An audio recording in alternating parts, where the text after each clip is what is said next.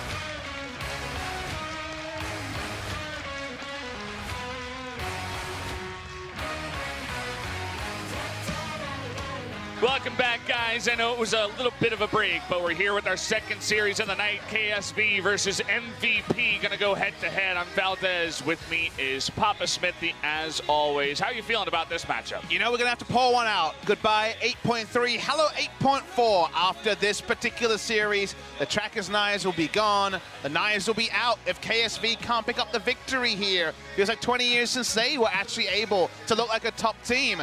They were so dominant in the first 2 weeks of the season. The next month, not great.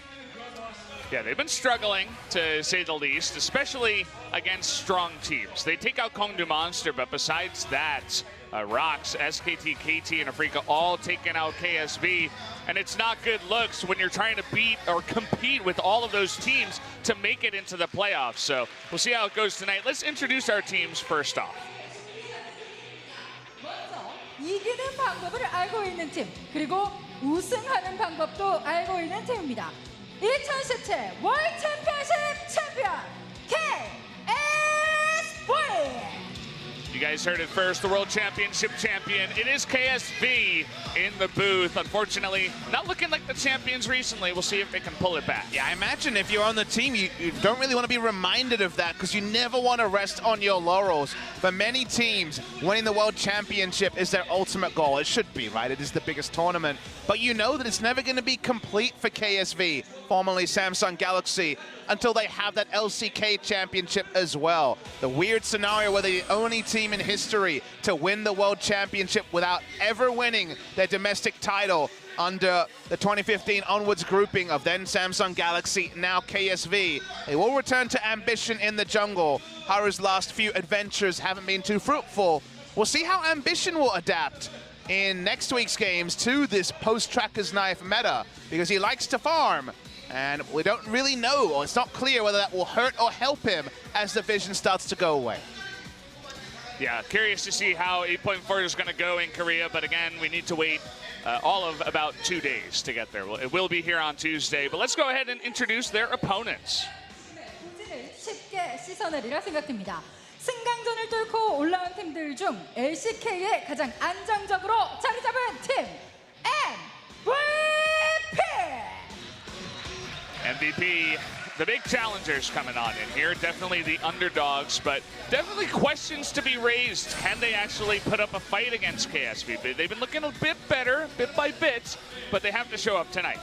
but not no hopers. You know, they are 9th in the standings for now in relegation, of course. It's all about getting away from the risk of the promotion tournament. 4 and 8 would group them with Jin Air and BBQ if they were able to beat KSV. And a month ago, you wouldn't even think of that. It was MVP with no game victories until they beat SK Telecom T1 in a series. But suddenly, with KSV showing so little, your mind does start to wander. You keep waiting for KSV to show the other foot, to get on the front foot, and win a series in dominant fashion and say, guys, it's still us. We're still the world champions. The period of struggle is over. But until we really see that, the period of struggle seems to be indeterminably long for KSV.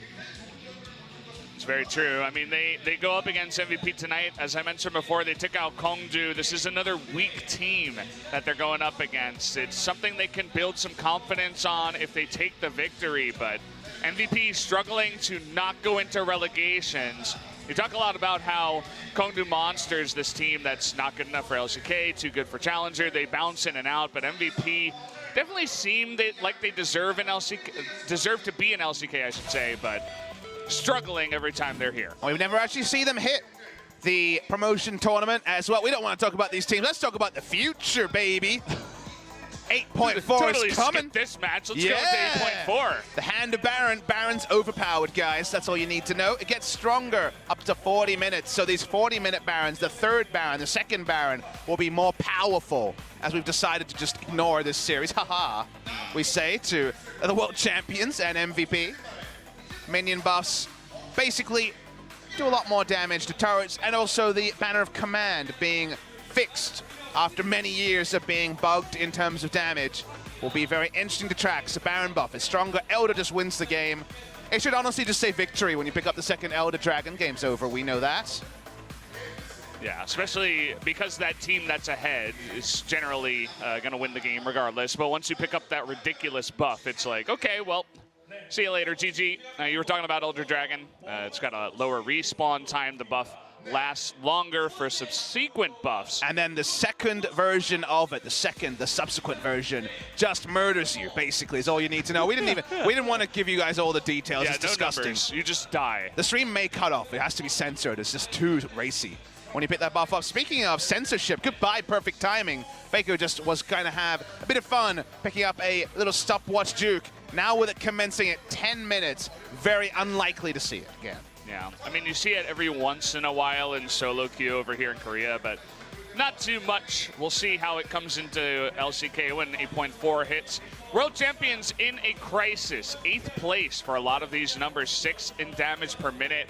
They just don't look like that strong, confident KSV or former Samsung that we once knew and loved. They feel like the 6th or 7th best team in the LCK right now, and that's kind of unconscionable. What does it mean if the world champions change no one on the roster, change the name on the door, and don't even make playoffs? This team has so often been 3rd or 2nd in the standings, 4th also, but 5th is, kind of the lowest that you'd ever think they would fall. For them to not actually make it is just insanity. Insanity to even consider, and Crown is one of the reasons they've been struggling, because he just hasn't been able to find a run of form.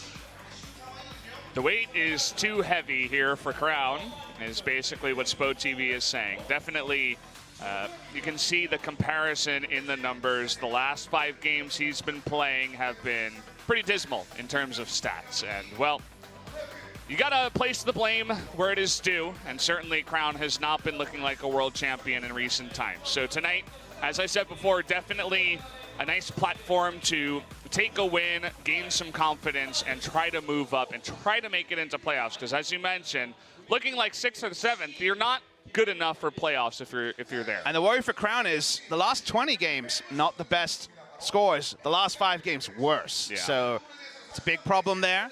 Looking at Max, he likes the DPM. He loves the Zillion, the Bard, the Brand. The wards, though, not so much. Yeah, those are pretty bad numbers. Even below some subs in the league at control wards per minute at 11. That's specifically for supports, too. I'd wonder about those numbers overall, including junglers specifically. He'd be pretty bad on that particular metric. And now we have Pilot in the game, and Pilot's on a 4-game winning streak. He actually skipped the series at MVP, lost to Kingzone. They spared him that one, but he beat BBQ twice in a row. So the question is, What does it mean for Pilot, who we weren't necessarily feeling great about when he came back into the LCK and he had a rough start, but he's had some great performances recently. A couple of champions he needs to be respected on. Ezreal and the Kalista in particular, whereas Ruler has so much hype after being the MVP of the World Final in 2017 and having great solo queue performance, but this is another one of his team's lean patches, is that even around bot lane, even Ruler and Core JJ haven't been bossing people as you would expect. Yeah, I remember when we were preparing for this and we were watching them in solo queue, Ruler along with Core JJ, they just looked like this incredible duo, especially Ruler. And then they come out and they 2-0 King Zone and we're like, wow, world champions are here to stay. They're looking so good. And then they totally fell off. So we'll see. KSV today, they will get the victory from some of our fans here. It does seem very possible, but likely is not a word I can use yet. I need to be convinced by KSV. I need to see something. It's been so long since we've really seen them step up against great opposition. They've won some games, 2-0, 2-1, but even there, you never take away, okay, KSV is back. Yeah, definitely a moment to prove themselves tonight. We'll see if they can do it. As I said before the break, I jokingly was predicting MVP to win this one tonight. It's hard to say that they'll win, even through KSV's struggles, because they've only beaten 2 teams, and it's BBQ and SKT. Kind of funny to put those 2 names together, but they beat BBQ twice and they beat SKT once. It's definitely not a good track record for MVP. And they don't get to face BBQ again, so that's a rough schedule for the side of MVP. Yeah. That is the one where they picked up the win, so I get that it's unlikely. I get that it probably won't happen, but if we just see a victory for KSV where they don't convince, it doesn't mean playoffs. It doesn't mean much for KSV.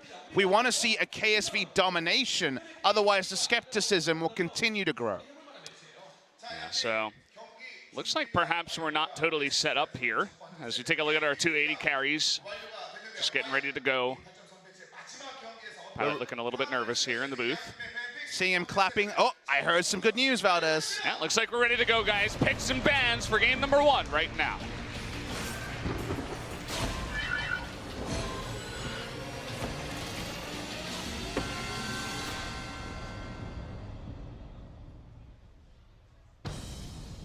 And well, ADD Scion gets the very early respect ban from KSV. KSV need to find something in their solo lanes. Ruler and Core JJ may not have been fantastic, but largely they are someone to rely on, and the fact that they've duoed their way to top 10 challenger lets you know that at least mechanically they're in a good spot. We've mentioned it a couple times before, but there's always been eras for KSV of domination from one of their solo laners. It feels right now we're living in an era of no domination from their solo laners. Cuvée and Crown have not been able to get champion pools or carry performances going in spring of 2018. Got to start impressing sometime. 7 best-of-3s remain for these 2 teams, but 6 after today. Gonna go ahead and ban out 2 of Ruler's champions hey, there. Look, and okay. He's doing it. Finally seeing Crown jump on Galio for the first time of the season. A couple of weeks ago, when I'd seen the lean times for Crown and the fact that they've looked past it many times in pick ban, I wondered why not go for a mid lane Galio and then have Ruler and Core JJ go for lane dominance and actually turn that into victories. Play around Ruler and Core JJ. If both your solo laners are struggling, go on champions with the utility to empower. And this can be an empowerment game, because finally we see Crown jump on the Galio. Finally he's made it. He's found that button. It's Xayah Rakan time for sure. Yeah, we do see a couple of carries picked up already for MVP, but Xayah picked up and Rakan available means that this is a no-brainer for KSV. I'm so excited. Already I'm excited. Took 3 picks for KSV, but I needed to see KSV pick a utility mid laner and a dominant bot lane, and they've done that in this game. This, to me, is the only side we haven't seen from KSV. Most of KSV's victories in the early round robin was just Zoe being broken, and they got a 5-0 lead on the Zoe before they started to lose the Zoe games. Here we get to see Crown on the Galio, and Xayah Rakan, as well as people are loving this Leona into Xayah and Rakan, but it's going to be grouped the Caitlyn on this particular occasion. Yeah, looks like Leona's here to stay as long as Xayah Rakan is still in the meta. So, going into our second line of bans here, we are going to see Camille taken away here from QV and Ambition. Would have represented both a champion for QV and Ambition. Probably QV, given that Ambition wants to power farm and Camille not so good in that particular case. Does guarantee the Hextech Ultimatum would have made the most easy to execute comp, and it's another thing that would be great for KSV. So easy to play the Camille Galio comps and just go for the wombo. Poppy being banned drew a lot of snickers from you, and that makes sense. It's just so funny to see how many target bans ADD gets when, I don't know, in this top lane meta, is it really a big thing? I know it's also a ban against Max, but it's just like... Do you just ban Cho'Gath as well and say, what you got? Yeah. If you look at this season, and ADD has found victories on GP, Cho, and Maokai, and one of those will be left open unless somehow it's taken away. That will continue to be very funny. But the Poppy, like you say, is comfort. Do they really ban another top laner? You know, when you're going up against MVP, Ian hasn't shown too much. Pilot struggling a bit, but they are going to take the Zac away instead of only focusing on ADD in this game. Yeah, Beyonda's had 2 performances on the Zac recently. The first one where his ults all missed. The second one where his ults look a lot more on point. So that part makes sense. You will see that the Skarner makes it down very far. I think we're seeing an Olaf game here from Ambition. Most recent game in solo queue and an old pick for him. So I think the Olaf would fit this draft perfect. I'd love to see Olaf from the side of KSV, but it's only the single game for Ambition. They're going to think about the Sejuani. That will continue to play, and they'll just lock it in.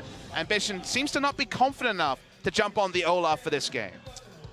Unfortunate. Wanted to cast a game of Olaf. I'm going to have to wait a little bit, as even the Ornn does get locked in. So, big beefy front line for the side of KSV. Whoa, okay. And what the hell? We got a Swain. Swain top lane from ADD's found something he likes. ADD. All right, first Swain in Korea. Patch 8.3, even before there's extra buffs on this champion. That's fun to see. The Force Lightning going to be coming in, some Star Wars going on.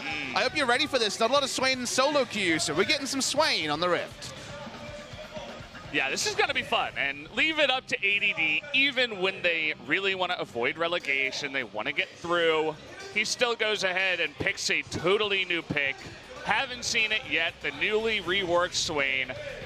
And it's going to be up against Ornn, which is kind of interesting. It's into that tank matchup. So I want to see how it does overall in this game, because a lot of people have said that it's not good.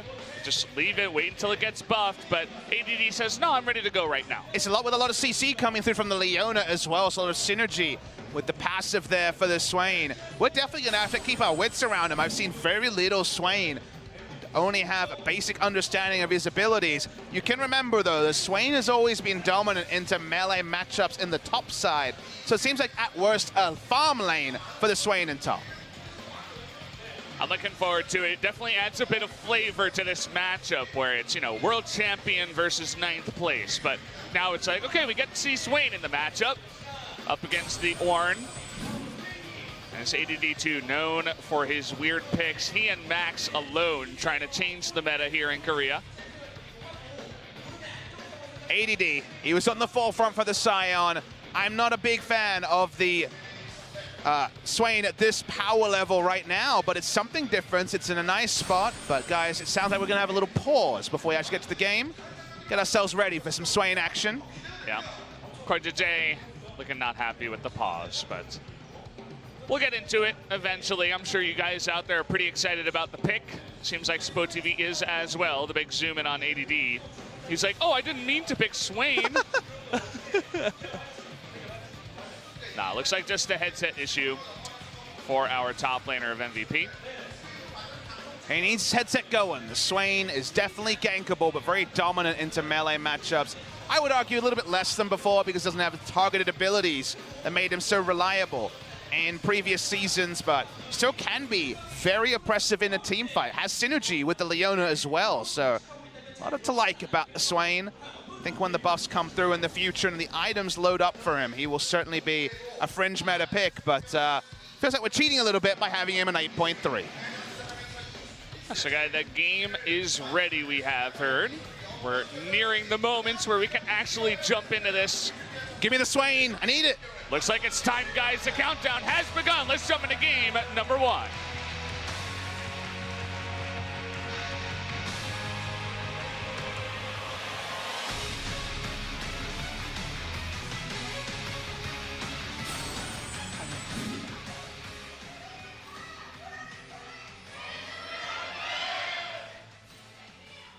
생선까지 30초 남았습니다. The MVP fans never disappoint as they are here en masse alongside the KSV fans. Definitely putting up a fight in the fan cheer. And Swain on the riff, very, very interesting. Gonna have a lot of pushing options. Actually went for E level 1, you will notice, which is the ability to do a lot of control in these fights. Very interesting. Can be very dominant in lane, and that's what we're going to be watching to see if it's worth picking, because we've seen Alawi into the Orin many times, try to bust lane. My first influence is that we're not going to see as much lane dominance on the Swain. It's going to be the Glacial Augment that's become pretty common for even more control. So many different types of CC on the kit for the Swain. Oh, and he's looking for a level 1 gank onto the Galio. He's going to land that E and pull him in. Let's see if they can get the flash out here. Doesn't look like it, but a nice little trade, I suppose. Can definitely chip out the Galio. I guess Crown will want to stay in lane, go through the potions, and then just teleport back in with a Doran's Ring or something like that. Very nice little gank. Doesn't have the Q to control the wave at level 1, but can go top lane, just farm. Already the cheese begins for ADD. You know, when you're in 9th place and you're going up against the world champion, I don't blame him. Try something new. Be interesting to see the solo queue list here for ADD if he's been practicing this. I mean, once a new champion comes in, all the pro gamers, of course, try it out. They say, oh, is it good? Is it bad? Can we use this? So no doubt ADD has his own amount of practice on this champion. If we plug and play it as lane dominant, then we'll see how that actually plays out. I imagine we're going to see plenty of jungle attention from the Sejuani as the game goes on. Return to the Skarner that has been very lane this week, Valdez. We have not seen a lot of value from Skarner on this week's games. Skarner has heavily struggled. But when you think about where the game is going, a lot of scaling in the mid lane from Ian, a lot of play around initiation from KSV. I remember the last time that KSV played MVP was Tristana Tarek in the bot side, and super aggression from the duo won them the game. It felt like Ruler and Core JJ, and everyone else was a passenger on the bot lane bus. Might actually be like that again in this game, because they're ready to pile on whenever Ruler hits his item timings. 3 items Zaya should just take over the game. Ruler certainly looking to return to that form where he can take over games like that. Deonter actually putting a nice deep ward in there, not going to take the Spire and let them know where he is. Although he stops his back because Crown comes over and places a ward. Now they're thinking about a gank here. Just bullying Crown. The flash comes in for the stun, forcing the flash out of Crown himself. Okay, getting aggressive here, MVP. I felt the only reason you go flash for flash is if you want to return gank at level 6, because it was never going to be the damage to take down a Galio. So very weird from the Skarner, who usually prizes his own flash over that of an enemy's at level 6. A lot of time put into shutting down the Galio, but he's so safe to farm that I'm not so sure I'm a big fan of the flash there. Seemed optimistic. Mission himself going bot side, but just coverage, predictably, for Ambition. Yeah, I mean, it's cool. Whether or not it was the right play or not, it's fun to watch when teams like MVP are saying, hey, let's throw caution to the wind and just get in their face, try to ruffle their feathers a little bit. See if we can make them a little bit nervous in the game. I think to justify Swain on patch number 8.3, I want to see a CS lead.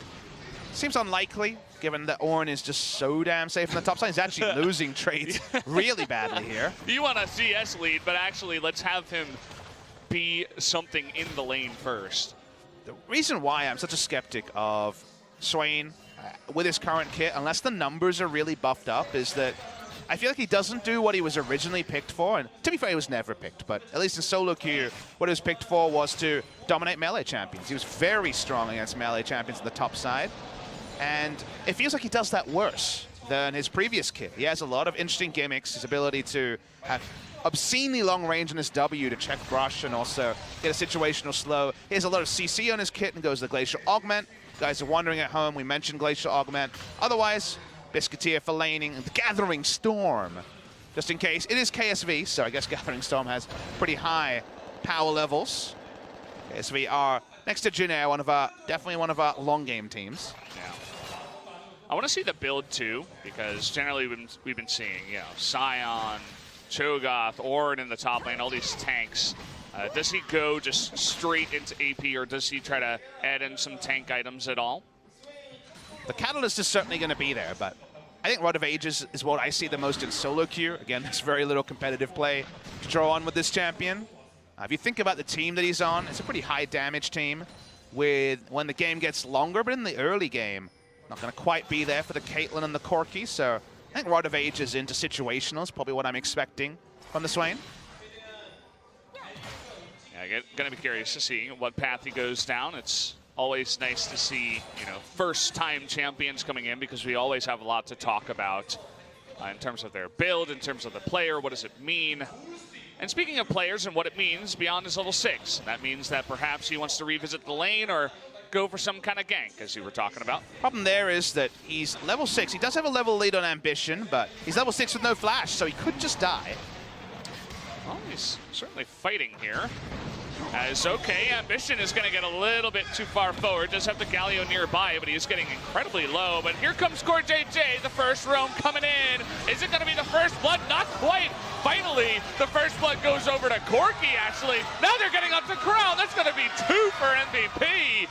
Unbelievable, they turned that around. Yeah, the time for the roam was the right timing, Valdez. It's when the flash was still on cooldown from Crown. The ultimate had to be used, and it was always going to be in pretty suboptimal positioning. Crown's flash being down, got them the bonus kill, so MVP with a bit of innovation on the top side to inspire the fans, and then some play. Level 6 to level 5 is such a big spike. When CoreJJ made the first roam, you were baited into thinking this would be first blood and another MVP blooper. It ends up being an MVP PogChamp moment as Beyond lives and Crown steps on a trap that he did not see, and a second trap as well. That was definitely some Sideshow Bob Simpson stuff there as he found rake after rake, and that led to the death of Crown. Oh boy, that's not good feels for KSV so far in this game. Oh boy, that's going to be a 1-0-1 Corki and a 1-0-1 Caitlyn. So good start here for MVP, already off to a nice little gold lead, as that spike of the Trinity Force comes just a bit faster for MVP's Ian on the Corki. The thing that kind of gives me the most pause, Valdez, is that you think about what the game is likely to become in patch 8.4. You think shorter games, you think more decisive play required. Surely this was the best meta for KSV, the delay games. They are the team known for their late game power. They're known for their late game smart decisions. We haven't seen them in at least 3 weeks, maybe 4. And the meta's going to get faster. I hope that they've secretly been just doing the mad scientist thing and getting prepared for the new meta, because they've left us a lot to be decided on this meta. And even MVP looking to profit during the downfall of KSV. Oh boy, they might be in a bit of trouble. They could probably go for CoreJJ here, but they don't want to dive. Even with Galio, Crown was actually over at the blue, and the package was on Ian, but they still decide, no, let's take it a bit slower. Even Predator Skarner against Zaya Rakan with everything up is probably not going to happen. So smart to see a bit of control there. We saw the Ravenous Flock be used already in the top side, just for a bit of harassment there for Swain, who, to his credit, is around the 89 CS mark. Demonic Ascension, I should call it. Ravenous Flock's the old name. It's fun. We're learning here as we cast. Certainly, Swain, not something we expected we'd see, but you never know. So far, it's been having a little bit of trouble, as we can see. At least it's catching up in terms of the CS. It's not behind. And there's a situational sustain on the passive that at least makes the trades not as one-sided the way of Orin, but he is, like you say, losing over time. Is a return to the Unsealed Spellbook. We saw the Grasp of the Undying against Gnar that seemed optimistic and went fine until it got turned around on so on. In the first series, Guve going the old school build against these ranged top laners with the Unsealed Spellbook. And you wonder, how many games of experience does Guve have against Swain? He's very little playtime in Korean solo queue. I imagine it's not going to see much playtime in scrims either. The only person I've seen say a positive thing about Swain was Smeb, who just had some murmurs of it being good, but Smeb's a troll, so hard to say how much that actually means. Talk is cheap until you pick it in competitive, Smeb. It's true. I mean, he can play all the games of Maokai he wants, but until He we hasn't see done that Swain, lately. I know. Haven't seen too much Maokai overall. Just one of those picks that you see when there's no other tank available. Game plan for KSV is still pretty easy to execute. And with as many different problems as they've had, that's why another reason why I'm excited, because theoretically you pile in. Now, you don't have Camille to guarantee it, but any flashes go down, and you are certainly piling in with the massive tank line and Zaya Rakan taking over the game. A lot about item timings for both sides, but 2 items on Zaya and the Zeke's convergence onto Core JJ is probably when this game turns on for KSV, unless we can see an actual positive use of the ultimate from Galio, because the first one wasn't fantastic, and it might be needed here, as Beyond prompts a flash. There have been so many random funny things that have happened in this game, and Core JJ chasing after him with the quickness. Another one of those, kind of an unfortunate series of events for Core JJ, who burns his flash and his ultimate for no gain down there in the jungle. KSV just want to take a pause. They've definitely had a low light moment for this game, but Rod of Ages is done on the Galio. 1 item power spike done on the Orin as well. They don't have a lot of control bot side, so actually making a proactive play to profit off QV's lane control over the Swain. As I did see that missed cannon, sorry about that, QV. They can't actually fight here. Usually against Galio comps, it's the freest Drake control of all time because Galio's just there to ult in, but they have no control bot side after Ambition died alongside Crown in their own red side jungle. So while it's not truly vertical jungling, you can feel with the ward line that it was a very safe Mountain Drake take for MVP. And they want to adjust their vision soon, KSV, because the second spawn is an Infernal. If MVP can get that and get towards this later game, it's going to be pretty intense. But hold that thought, as Ruler might be in some trouble here, forced to burn that ultimate. Maybe want to turn this around, but not quite. Just going to play it safe afterwards. Ruler eating a bunch of damage, and now Beyond is nearby. Speaking of which, turning into a slow 3-on-3 down on the bottom side. MVP still haven't seen our Sejuani coming in. Beyond also unknown. Let's see who they go for. Probably going to be Ruler. They get him just on the edge there. The TP coming in. Is there enough damage to push through, though? Galio rotates first, and Max will go down.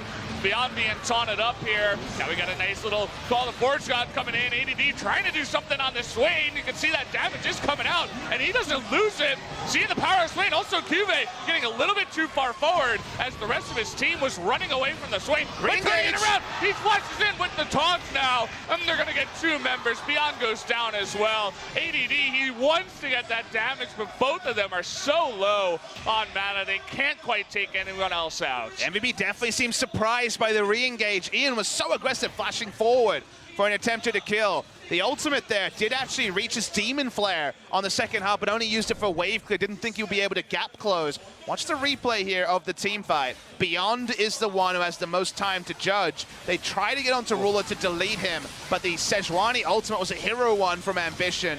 Just ulting the Skarner. Skarner just thinking, wasn't able to use his Impale at the start. It looks like QV is going to get them like bowling pins, but we're able to flash defensively. ADD starts off in the Demonic Ascension and then actually gets to Demon Flare, but just uses it to push back the wave. They think the fight is over, but Ian flashes forward, moves forward, is taken out. Nice re-engage from Crown. Really smart game sense there. A weaker team, a weaker mid laner probably would have just flashed away or just tried to run away, but noticing that little moment where they can make a play like that is very nice. So KSV evening things up a little bit. They're still down, but certainly make that fight a bit better than it could have been. And Hextech GOP, even the old Hextech GOP will be opted in here by ADD, so a bit more catch on the Swain. How many situational slows and roots does he have when the GOP is added? Comically amount. He has Glacial Augment to slow on auto, and basically all his abilities do some form of CC. Outside the queue is the last pick was Ian in the mid lane in their first season, summer 2016. It's only fitting, right? It's got to be someone else on MVP who thinks Swain is good, and of course that was before the rework. 5 points in the Force Lightning ability, the Q for the wave clear. It's not actually called Force Lightning, but we all know that people watch Star Wars and then came up with the Death's Hand. I mean, you can see the power of Swain, or at least the positive point of Swain. Not even sure if I should call it power just yet, is if you can't focus him down, he doesn't really die. But I'll hold that thought as they want to go in here. Roller doesn't have his flash. They're going to get him pretty low. Trying to get on top of him, but not quite enough, as Core JJ is just going to wrap everybody up and say, nope, thank you very much. How often do we get excited about disengage Rakan? That was about as perfect as can be. To buy Ruler plenty of time to disengage. Ambition's moving forwards. Now we're seeing some engage. Yeah, beyond just being jumped on. Ian was able to spend a lot of time on the core key to stop the crown from rotating. Still no ultimate here. They're going to try to use the Impale just to survive, but that's definitely not going to work, as now Max faded in a little bit. We'll see if they can take him out. Not quite enough damage on the side of KSV, but just one kill going over to them. Ian was able to stop Crown from ulting, so we thought, okay, that's just going to lead to a full-on disengage. Just stayed on to Beyond, took him down. Nothing that Max could do to help him out. So that's actually just a free kill over the way of KSV. Still looking for a gold lead this game. They are about 1,000 gold behind their enemies. If you look at the map, you look at the heat map, which we don't talk about that often, do notice that when it comes to the blue dots advanced of the river, Ambition just doesn't play that style. Yeah, not really. You can see some of those blue dots just from that most recent gank. Do you think when Ambition started playing, back in the old days of 2011, he was one of those stay in your lane guys? Yeah. I definitely think he was. He was just always stay in your lane, don't roam. This is my place. It's my side of the jungle. Yeah. Game has evolved from there, and Ambition always tries to bring back the passive farming style. One day the Greys will get enough buffs for him to break that out. That is the champion I think of when I think of Ambition's jungle. Beginning of 2017 in spring, we saw a ton of Graves back when it was meta. You could just power farm up and carry from the jungle. Saw Ambition playing a bunch of that, but not anymore. There are better picks now, such as the Skarner. I'd much rather watch a Skarner instead of a Graves. I don't know about you, Papa. I'm with you. I can definitely take that side, but Graves and team fights can be fun. Watching here is KSV going back to their old style, setting up for turrets, and Max definitely didn't see this coming. Max trying to ult onto Pilot, but it doesn't really work that way, as he gets out of there anyway. All right, trying to play the turret game. This has always been one of the power points of KSV. They have the more reliable teleport as well, if they want to invest the time of the Ornn. But they back away, trying to catch Ian in transition. Oh boy, in a bit of trouble. He's gonna get out of there though. QSS already picked up by Ian. His Carl clashed in, so able to pick up the defensive purchase to make a play like that happen. We said that KSV wanted to move their vision line for the second Drake spawn when we got the information of being Infernal, and largely they've been able to do that. They definitely have the piece of the puzzle that should lead to Drake being pretty hard to contest for MVP. But AD's recalling, always the chance he shops and tries to get in. Oh, they're going to engage down here on the bottom side. Max getting a little bit too far forward, trying to just poke, but he is going to get out of there, actually, leashing onto Ambition. But now Skarner in the front line is going to be knocked up. Ruler getting low, though. The Swain doing that damage, flashing forward. He's going to get a kill in the back one. Now Pilot is all alone doing that free damage. A double kill for Ian. And now Cume getting too deep in here is going to go down. MVP turning this around, and ADD at full health. This Swain, it's working out. Leona with the 200 IQ Zenith Blade to get out of it, and they could refocus around ADD and the amount of zone control as Swain was able to have. No kills for the Swain, but a lot of teamfight impact, and MVP should turn this into a mid lane turret, or at least a lot of control on the map. I can't believe what we're seeing. Let's take another look at this. You'll see the Zenith Blade. It was incredible. Max is the most DED dead ever in the front line. It looks like he's going to be completely done. He eats everything, but the Zenith Blade onto the Sejuani, who was trying to delay Skarner. There's a Skarner's in the front line. Surely this is a one team fight. You're already kind of blinking and thinking it's over. But nobody dies. Even the Skarner lives. And ADD flashing forward may not get a kill. But Ambition and the rest of KSV can't walk past him with all of his zone control and his full health bar. And MVP exit it, not with the Infernal, but with the kills. You know, we're beginning to see some of the power here of the Swain. Obviously, the team fights haven't been perfect for KSV, but if the Swain comes in a little bit later and a bunch of people are already low, he just flashes into the backline and everybody's like, well, we can't ignore this. We can't really move forward through this. We're going to take way too much damage and Swain is not going to die. The fight is long enough forward so they can't focus him down. So it's a really awkward spot. Now we're going to see this Drake go down. It's going to go over to MVP. That's 2 to the side of MVP now. The Infernal, so powerful, so useful. The Ocean will be the next spawn, so we'll definitely see more topside vision around 26 minutes into the game, and Baron will be the bigger priority, but story for MVP was scaling. KSV had easy to execute and a lot of early to mid-game power, and they can still win a team fight with a Fed Xayah. The Xayah slowly getting to the point of power. The Xayah not relevant in the game just yet. And MVP have multiple threats who are starting to pile on the damage. Start to wonder with KSV, can they actually pull the trigger? Because once 3 to 4 items are hit on the Corki and the Caitlyn, it's not a Kalista. We've seen a lot of Galio comps against Kalista 2-threat Corki comps, and the Kalista does nothing. Caitlyn will eventually be able to have a lot more safety, do a lot more reliable damage to a front line, and while she's not a true tank buster, she's a hell of a lot better than a Kalista in the inevitable 3 to 4 item fights. Well, we can see the situation now of ADD. He was struggling a little bit early on, but eventually now he's actually 35 CS ahead of QV in the top lane. Having a fun time, seems to always rotate first. You can see the total damage dealt. It's all about the Swain here. I mean, picking up GLP2 is like a utility item. It's not really a damage one even. And let's temper it a little bit. He is doing a lot of damage to Ornn in the lane. The trades weren't going great early, but against a melee laner, you're always going to be able to, as a ranged champion, buff up your numbers. Sure. And he's about controlling team fights. It's probably going to be Azonia's here as his second item. Feels like not much has changed for the Swain build. Still about controlling space. His ultimate being able to interact with the Zonia Zor is one of his biggest qualities. So zone control, and now with items complete, a lot of ability to push and just at least make QV accountable if he ever does choose to teleport. That ability will be up very soon because of the extra cooldown reduction of the Unsealed Spellbook. Well, we can see the situation once QV, or rather Ornn, gets a bunch of tank items. It's very hard for the Swain to just sit there as you eventually run out of mana. Looking for a dive in the bottom side now is some potential here as they have the Galio, always an option. Should rotate before the Corki, but now Ambition in a bit of a weird spot is going to be stunned up here. They're not going to use the Impale. Quickness coming through, going to land on the pilot here, but they don't seem to have enough damage to get on top of him. Double knock Ian's up. the back line. Yeah, Ian in the back line, as well as Leona. And here comes the Swain from the top side. Look out for this.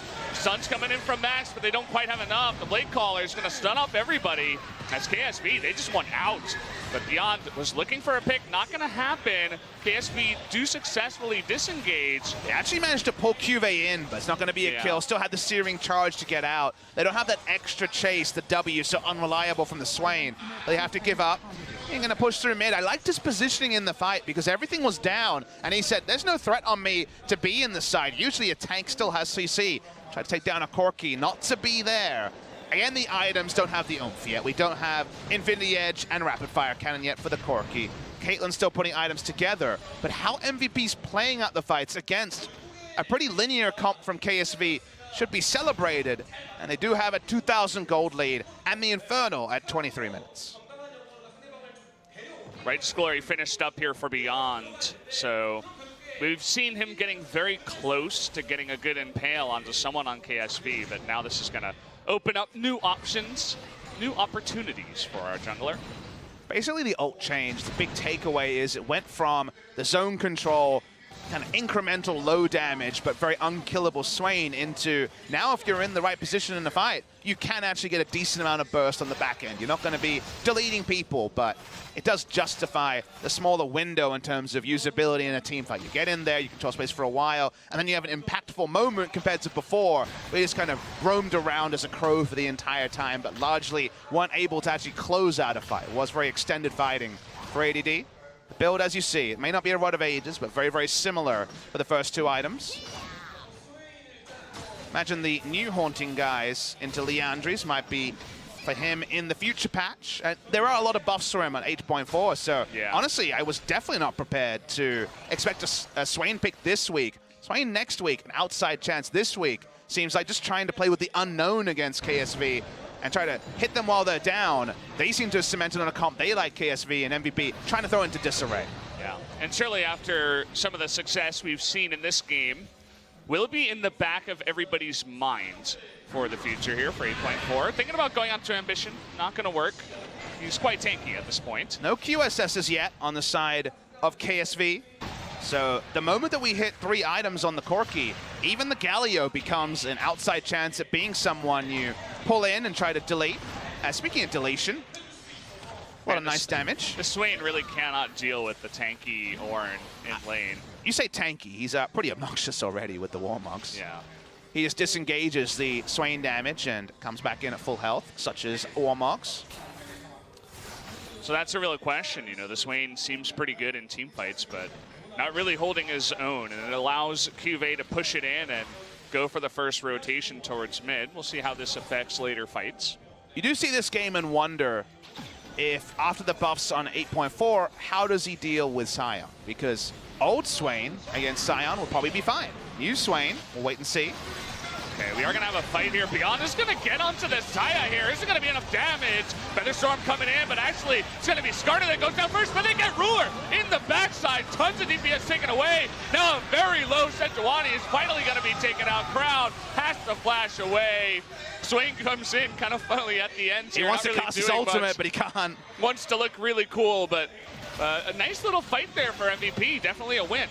A lot of control for the first part. No Demon Flare value, but no problem. Specifically getting the assassination on Ruler. It's a protect the MVP strategy against MVP, and they get the hook again. Yeah, just running straight at the Swain. Generally not a good idea, as with the help of Ian, can definitely do a bit more damage. So this is looking better. It really raises questions like what's going on the side of KSV. They're not looking too good against this comp. So we say it's easy to execute from KSV. They roll in. The ultimate from the Sejuani just used to interrupt at the end here. We're watching the replay. Ult used onto the Leona. Galio comes in, but you need to peel for Rule. He gets assassinated by Max and a rocket coming through from Ian in the backline. They seem very unfocused after the initial wombo. And then from there, there's no damage. They don't win a fight if Ruler is the first person to die on the side of KSV. Yeah, you can see Crown, he's going AP, but at the same time, you definitely need that consistent DPS from your AD carry. And just a nice job done by Max, and not enough peel on the side of KSV, who slowly losing fight after fight. Are beginning to lose control of this game. Now down 4,000 gold in this one. Good news for QV, though. He's gone for the 8.4 special in the Banner of Command, and Swain is going to have Struggle Street to try and answer that in the side lane. So that's another place where they'll be able to find a little bit of chip advantage, promoting a minion. MVP do start over the Ocean. They already had the first 2 Drakes of the game, and the Elder Dragon win condition will be a 4th spawn before 35 minutes. Second Mountain is going to be the 4th Drake of the game. Ocean Drake this late, not the greatest, but it's okay for the Swain, I suppose. Leona will be holding everything she has to try to find a way to take down the Xayah. 3 items now complete. The Zeke's Convergence complete for the damage amp. This is where KSV's comp is strongest. They have a lot of burst damage on the Galio. They have a Xayah who should be, again, should be safe at the back of a fight. It should be plenty of Wombo in the front and tanks to be able to peel for her. But already, you wouldn't give a pass mark to how they've played around Ruler in the early game. This is the moment where you have to really inspect closely, because this is theoretically what KSV drafted the comp for. This level of power at 29 minutes. First rotation coming in from Kive, gonna get 3 knockups in the back as they try to take out this mid-tier 1. Looks like they will be successful in that play. Swain top lane without teleport, and the Corki bot lane happy to pick up a turret. It's a turret for turret, mid lane turret. It's definitely the higher priority, but all outer turrets are down now at 29 minutes, around the 30-minute mark. KSV theoretically have a champion select that benefits in these longer lanes because they have so much catch and also the ability to rotate quickly with the Galio. But if you look at the vision line, it's pretty even. Very defensive vision line for both teams. The only advanced ward we have is the River Ward top side for ADD. Placed around the Swain. Baron damage on this team with double Infinity Edge cannot be trifled with. So you wonder how long MVP will take to start the objective. Look at what they got with the trap set up from Caitlyn, too.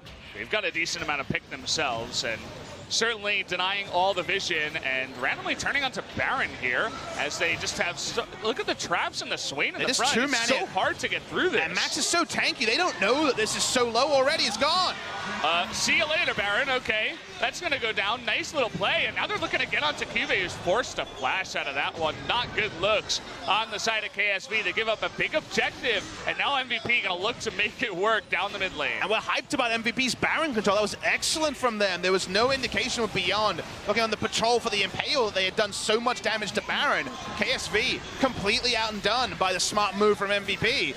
And suddenly, the great escape, the great unlikely result for MVP is seeming likely. It's only game one. It'd only be a game one victory, but Yeah.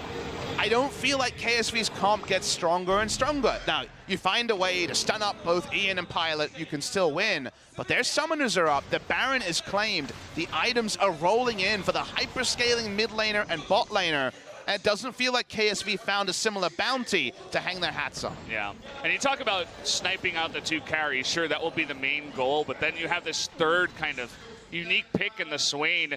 If you think about EV top laners, you would think maybe the Rise or the Vlad that we've been seeing from time to time. Not too much Vlad anymore, but they're more about the burst, the rotation, right? Whereas Swain, he just doesn't really die. He stays in the fight, and he never really goes anywhere. So if you're diving the back line, trying to get Ian and Pilot, even if you're successful, you still have to deal with Swain somehow. And the way that MVP want these team fights to work out and why they drafted the Swain is you consider what KSV do. The big ults come in, all three tanks ultimate, they try to get in the back line. If you can flash away and disengage that, Swain stands in the front and controls space with every single item purchase, and basically everything in his kit is CC. Like you say, he doesn't die, he controls space, and then Ian and Pilot do all the damage. So it really is zone control, a space control champion in the Swain in this draft.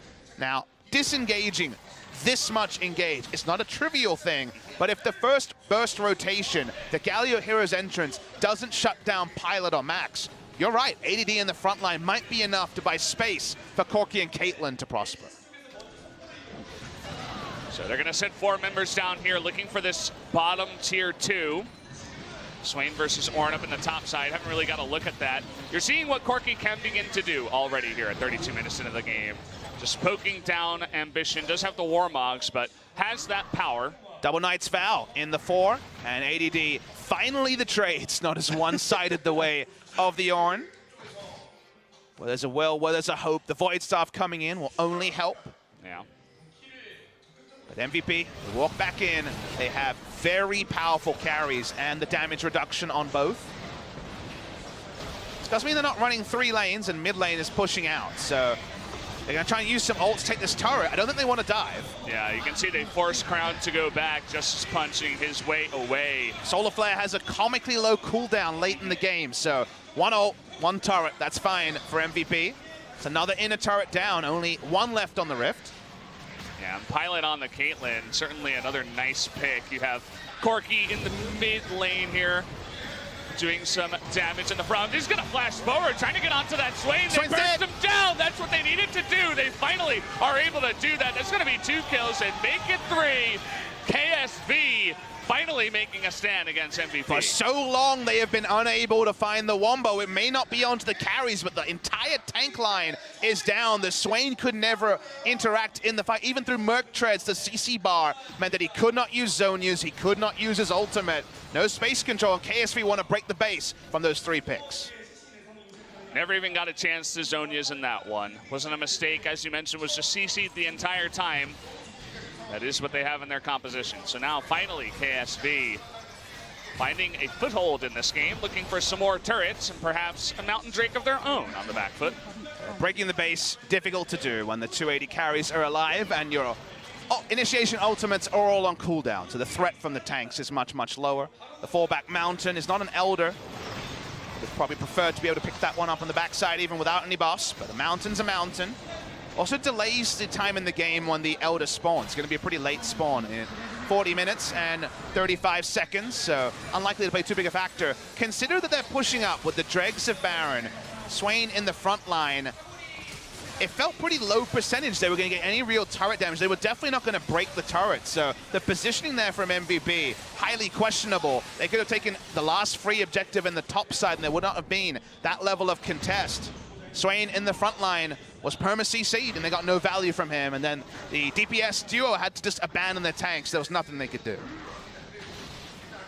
So MVP still ahead in this game, about 6,000 gold, and it is getting later and later. So continuing with the push, looking for this top lane, but I think they have to play a little bit more carefully, especially after seeing the ability of KSV to just collapse and destroy their entire front line. Ian and Pilot both used their flashes throughout that fight, and that means that their safety from the hero's entrance and the other initiation tools is much lower.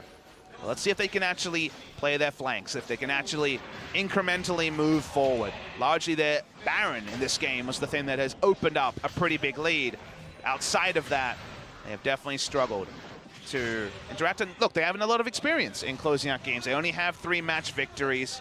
Their 2 wins over BBQ were both very, very clean, but something weird between BBQ and MVP. Always is that MVP victory. They go back to playing the silent, something they didn't do before. And getting that last outer touch would be the easy objective. The Baron in 1 minute, though, and the setup around it will be the thing to inspect, as right now, Skarner and the side of MVP control the river. Yeah, we're going to have some nicely timed recalls out of the bottom lane here of MVP. Just going to pick up some control wards, it looks like. If ADD is not killed instantly, he has so much CC and zone control, and his 4 items on both Ian and Pilot. They both do unbelievable damage. They do super amounts of damage on the side of MVP. But didn't count for much when Swain couldn't control space, and they could definitely lose this game with those 2 members staying at 1 death between the 2. So they've already seen that before. Again, because it's not Callisto, the Callisto comps against this comp has happened many times this week, we do rate the tank-busting ability of Caitlyn and the Corki higher. It's double Infinity Edge compared to the situational items from the Callisto. Baron has spawned. KSV. That's what always happens. You always have this tussle for vision. Right now, KSV control the pit, but the control wards are back for MVP. You can see ADD getting the advantage in the push bottom side. They might look to collapse here. See what they can do. Package right now on Ian. Definitely somewhat of an engaged tool, although sometimes it will bait you into going too far. That's the Corki for you. We're here at 37 minutes. He's lucky that the E there, the Battle Dance, actually stopped the last auto from registering. Otherwise, it would have been a 300 health. Ambition just jumped the wall, but look at this. ADD from behind, a huge flank, and Orin is late. That's going to be a big wombo combo here. Isn't enough damage. Ruler trying to get away, and in the end, he will. ADD just trying to zone everybody out. Flash forward, there's that Swain damage, but it's not quite enough to kill anybody just yet. They get 1 guy in the front. It's going to be Crown going down, and eventually Ambition. They make their way through that tank line. 2 kills for MVP. It doesn't even matter that they don't have burst damage on the back end. ADD zoned so many members that you knew that at the same time as him getting the back line, Ian and Pilot were able to DPS down the front line. It still works. It gets them the Baron. Well executed by MVP as Ruler felt super low at the start of the fight. He does not have the ability to escape and was impaled through all of it. Let's watch the replay to fully understand. Ambition jumps over and MVP say, okay then, well, let's go for this. They roll in, watch Ruler. Remember, he's the one that needs to be able to find safety to auto. That's what all the tanks are for. He's out with no health, and ADD zones 4 people as there's nowhere for Crown to get out, and that's all ADD needs to do. There's no threat on Ian, there's no threat onto Pilot, there's no problem for MVP. Fantastic combination between Beyond and ADD, just never-ending CC. That last never move onto the Xayah just made it so she had to eventually disengage and say, no, I can't fight anymore. And now everything's burned. We got the heal and the flash off of Xayah, and the Baron went over to MVP. Definitely things not looking so good for KSV. They're going to have to pull off another miracle defense here and try to break through that front line somehow. And as the game goes on, the Ravenous Flock, the passive for the Swain that allows him to actually CC the enemies towards, the pull, if you will, it gets down to a very low cooldown. It starts at 12, ends at 6.